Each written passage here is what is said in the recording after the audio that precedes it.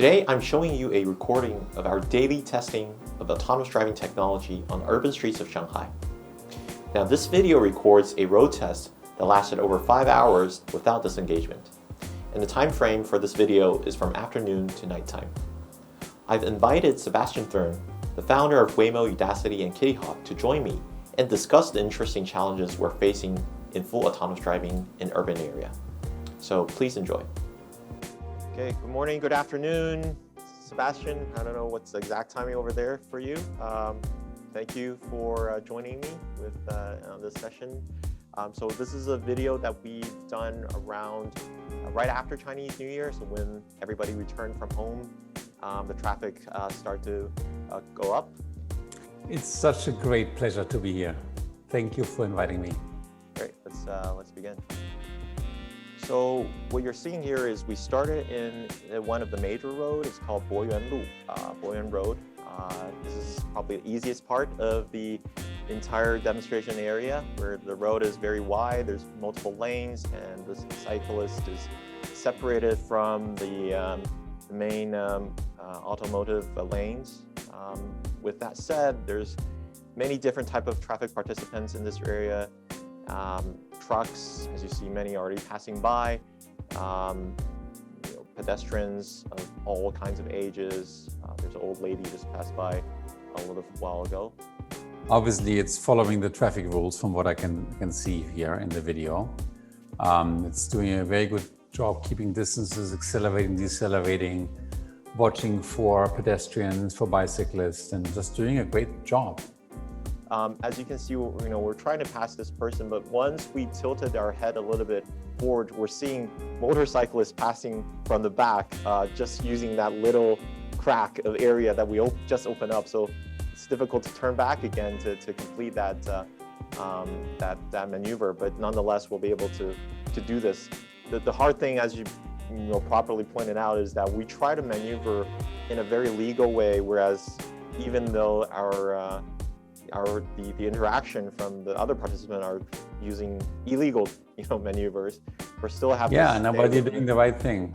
I think the bar for self-driving cars is so much higher than for human-driven cars. So just the fact that people don't follow the rules doesn't allow us to make self-driving cars not follow the rules. And I think it's really beautiful to see the car being so smart, so patient, and then when it sees this little window of opportunity, it just goes for it and does it. It's great, beautiful. Yeah, talking about opportunity, this is one of the places we need to really leverage that opportunity for unprotected left turn, which is just insert into sort of the flow of the traffic. We've been having, about 4 or 5 months ago, I think, when we deal with those type of turns where there's a lot of social interaction. The vehicle is still hesitant, less human-like in China. I don't know if you have had a taxi ride in China. Usually, in order to get to places on time or to maneuver, even for safety purposes, you have to be a little more aggressive than typical the driver. So yeah, that might be. I know that. I've been in China many times. I love China. Yeah. Obviously, China, the notion of traffic jams is relatively new. I think there's been tremendous changes in terms of transportation in the last 20 or 30 years. But I think I love the fact that your self-driving car is just a tad more careful than the most reckless driver I've seen in China, and really says, look, safety matters more than time. And I think it's the right trade-off. This is an area where, in the afternoon, there's a lot of, I think there's a school, maybe a kindergarten around this area. And when it's pickup time, right now on the right-hand side, this is the kindergarten where all the parents are parked. And they just park, a lot of them just park on the streets. So we have to navigate around those unusual sort of circumstances. So these are, brings up more challenges on top of the typical trade-off between experience and safety and so forth. A lot of those irregularities on the streets. Because I would never drive that quickly around small children. Of course. But assuming it's just accelerated, I agree, it's amazing to see, because in a kindergarten, whatever you learn about human behavior doesn't apply. Yeah. Like, you might have heard that people want to preserve their lives and don't run on the street. Not so for small kids. They do crazy things and the parents have a hard time controlling them. And it's a great test to see how safe a self-driving car really is. If we can, as a self-driving car team, go by this kindergarten confidently without ever intervening manually to keep the car from being unsafe, that means the car is really safe. Yeah. So in that scenario specifically, I think this is very important that you pointed out. In scenarios like kindergarten, where safety, even though we uphold the standard for safety, but in kindergarten situations, this is even at a higher standard for us because it's much more important. In this latest version, especially in our prediction model, we've created special cases for some of those higher safety standard scenarios. When we detect those, either via recognition, perception, or on the map, we'll be able to switch into a additional layer of a prediction safety mode. So there will be more data that we use, or process time will probably accept a little bit longer in terms of process time, but the data we use is a lot more, and we build better prediction models specifically for those type of cases, like kindergartens. So the course of the video goes through from the afternoon all the way to night. So you can see a small timestamp on the left upper corner. So this is around 4:11 p.m. Yeah, the sun is about to set, right? Exactly. You're gonna have the sunset afterwards. It will be nighttime. All the lights will come up. It's a very strong sun image into the cameras, which of course blinds your cameras.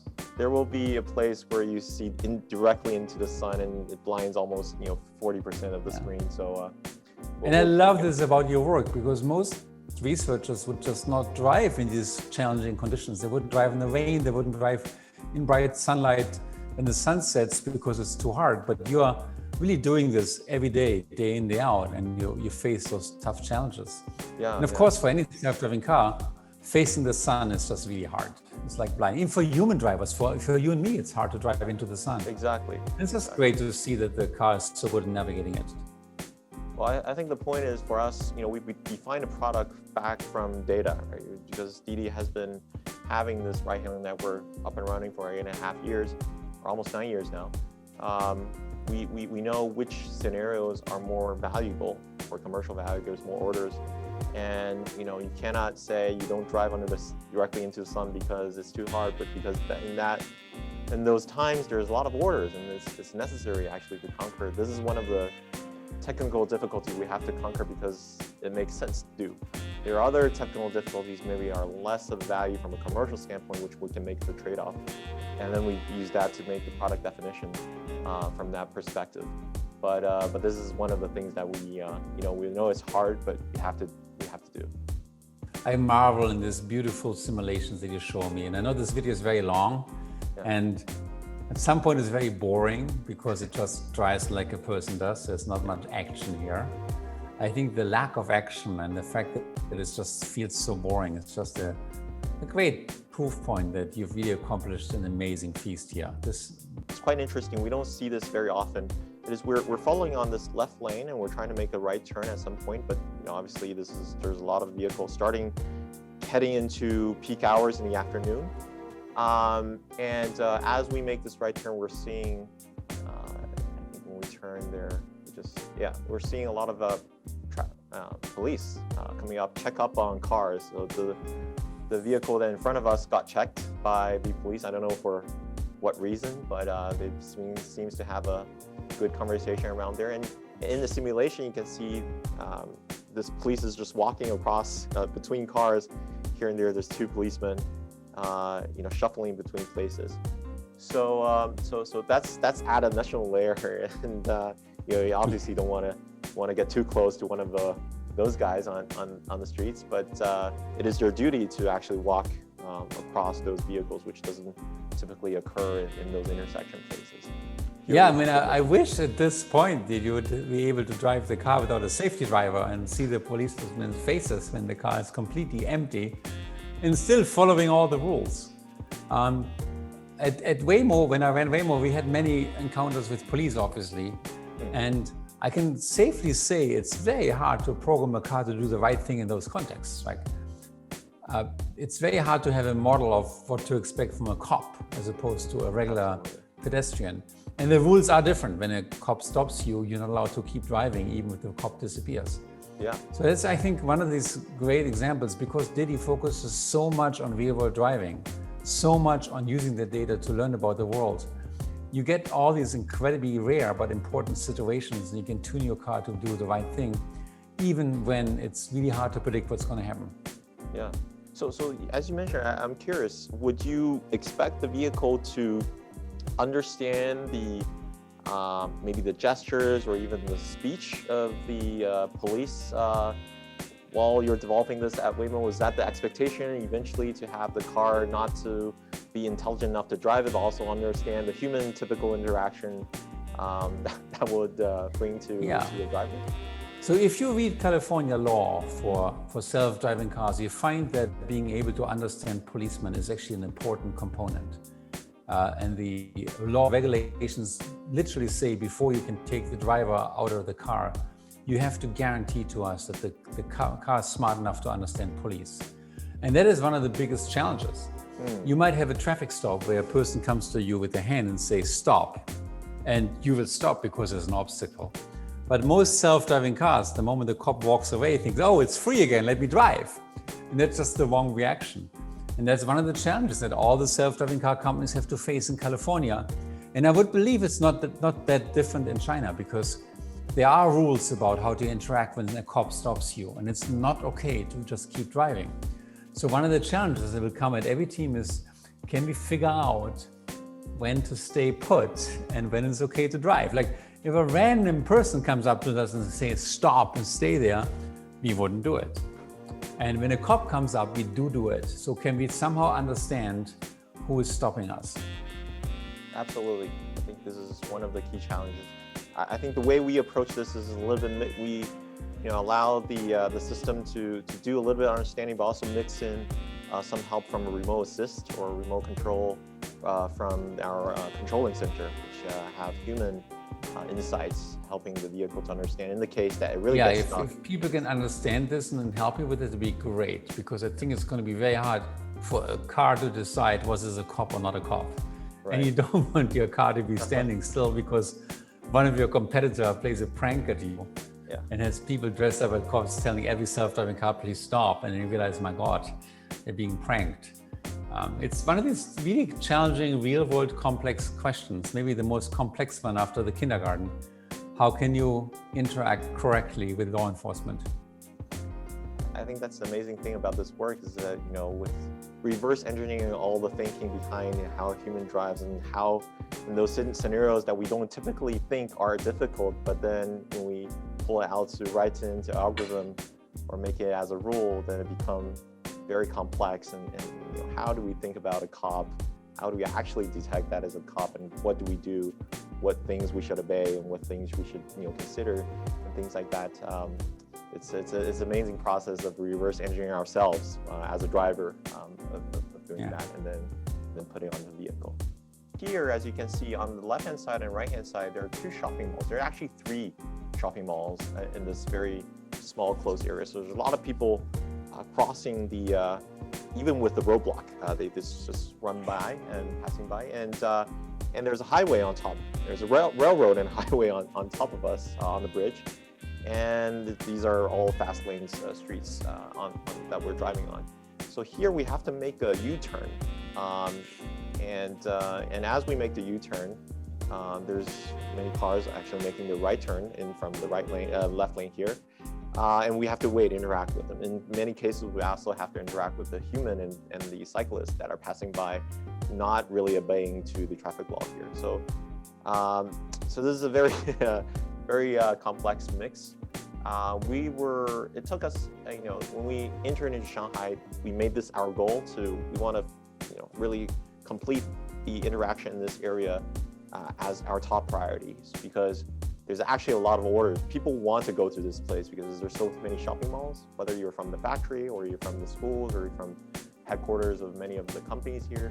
So this become one of our key priorities, and it took us about 2 months to fully resolve all the safety issues around this quarter after we I really commend the team for picking such a challenging thing, because having been in China myself many times, I know there's many fast roads to get to the destination. You have to take a U-turn because there's obviously often a lack of left turn opportunities, and those are always scary.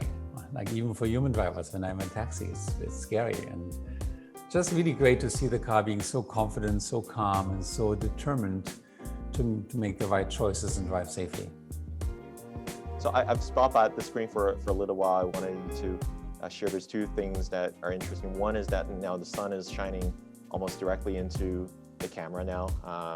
So this is the inside camera, in-cabin camera, which is a little bit better than the actual camera that I mean, the difficulty is facing is less than the one that we're actually using for detection and camera recognition.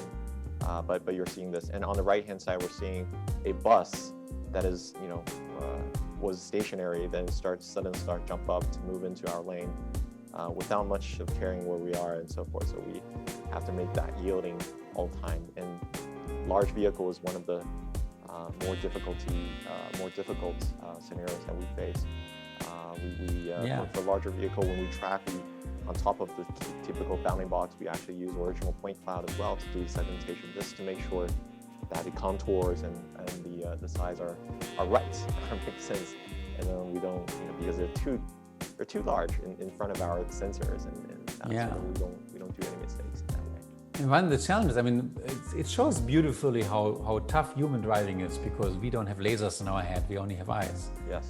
And obviously, when you look at the data at the top and bottom, you also see the laser data, which luckily is much more robust to sunlight, which is a beautiful technical accomplishment. Right. But as you point out correctly, you can't use the camera for classification anymore, because all you see is a black blob. I mean, I have a hard time even seeing the bus, except for the laser display. And that's where I think really good software comes in.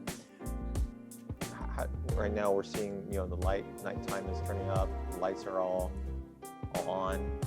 There are streets, so this is a little bit nighttime shift, some of the cars coming up. Then we'll enter I think the rest of the way is a little bit, as you mentioned, boring, or so to speak, because it's easier to handle. But just follow up on the thing that you addressed, the interaction. So when we think about car-to-car interaction with self-driving, would you envision this progress to be, the self-driving car being more smart and human-like, so that the type of messages or via the actions that conveys to the other driver is more human-like, so the communication is more smooth? Or there will be more tools such as exterior screens or other type of displays that helps to communicate and do this social interaction, so that it's really important to realize that you cannot go from human driving to all self-driving car overnight. If you could do this, you could get rid of the traffic lights, because self-driving cars can navigate intersections without traffic lights and other things. But for at least 10, 15, 20 years, you'll find yourself in mixed traffic, where there's normal people driving, normal traffic rules. And face it, if you build a self-driving car, you're not the first, you're the second. Like the human driver was there first. And people set the rules to make people effective, not to make machines effective. So as a result, you will have to follow the human rules, not just the written law as to what is legal and illegal, but also the unwritten laws of social behavior, like how do you behave. I'll give you one intersection, one case at Waymo that was really complicated for us. In the United States, we have many four-way intersections with four-way stop signs. So every person faces a stop sign. And there's a rule that is informal, but if you come first, you go first. Yeah. And we built this car to be extra careful to say, hey, go to the stop sign, wait it's your turn, wait another 3 seconds just to make sure that you're safe, and then drive. It turns out if you do this in reality as a driver and you wait extra 3 seconds, people get so upset, they just drive and they take away your right to go. So our car would be sitting there forever, waiting another 3 seconds, another 3 seconds, another 3 seconds, not driving, because other people would cut it off. And guess what happens next? The guy behind us got really upset because we have been waiting forever and it's long been our turn. That's when we learned in Waymo, it is much more subtle. It's not just be safe plus extra 3 seconds. It is now you have to understand how you communicate. You have to inch into the intersection in a certain way to tell people, yep, it's my time to go. I know it's my time to go, and I will go. And that level of confidence is very different from saying, let's just add 3 safety seconds. Absolutely. There's a lot of subtle social rules that aren't there. And plus, I think a little bit of game theory in your scenario to understand. That's very difficult. This actually, the stop sign scenario is one of the things that we don't have in China, or we don't very often have in China. But it's one of the most revealing part of how social interaction works, as you pointed out. Yeah, but you have the same thing. I mean, if I look at the way a bicyclist would cut cars off, there is communication going on. Like the bike has a certain way to approach the intersection, and like it might be breaking the rules, but they're still telling you I'm coming. Right? Yeah. Don't hit me. And they look, and that level of interaction is very subtle, but it's there. I'm 100% sure it's there. And if you look at the way cars like honk and pass each other at the right time, very clearly communicating. It might not be exactly according to the rules, but there's very clear communication. There's another layer on the left lower corner, which is the human-machine interaction interface. This is for the customer that we use. We inserted some interesting features. For example, on the left bottom, we're counting all the cars and the cyclists and the human that are experiencing, so that at the end of the trip, we're able to give you a report of how eventful your trip is, how many vehicles you're seeing. On the left bottom corner, we also give them the rights. This is my favorite feature, to give a thumb up or thumb down on any places that you see. So this is up to the frame it faces. So if there's an interaction, it's made a great maneuver, you can give a thumb up. So this is the last point where we're going to the hotel. This is a Holiday Inn. It's a beautiful hotel with a golf course nearby our testing area. And we're able to pull up to the lobby, and in usual time, we'll be able to pick up passengers in here. And I think there's a roundabout after we come out, and this is, I think, getting towards the end of our trip. So, Sebastian, I think there's a few things that I'm also curious about from your standpoint. I want to get your thoughts on. What does it feel like to have been spending a lot of important time of your career working on self-driving cars, where you have to maneuver, doing all the things you just talked about, interaction, knowing what our people do, and then now building self-flying cars that essentially you can disregard all the interactions of what people do on the ground and be almost free in that sense. What does it feel like? Look, first of all, I take incredibly great pride in watching this video. I think I had a thing or two to do with self-driving cars many moons ago. And when I first started working on it, people laughed at me and said it's a pipe dream. I remember I was at Stanford as a professor at the time. It's like 15 years ago, and I started working on the DARPA Grand Challenge and self-driving cars. And people told me, if you do this, you risk your career. You cannot be a professor and just work on cars.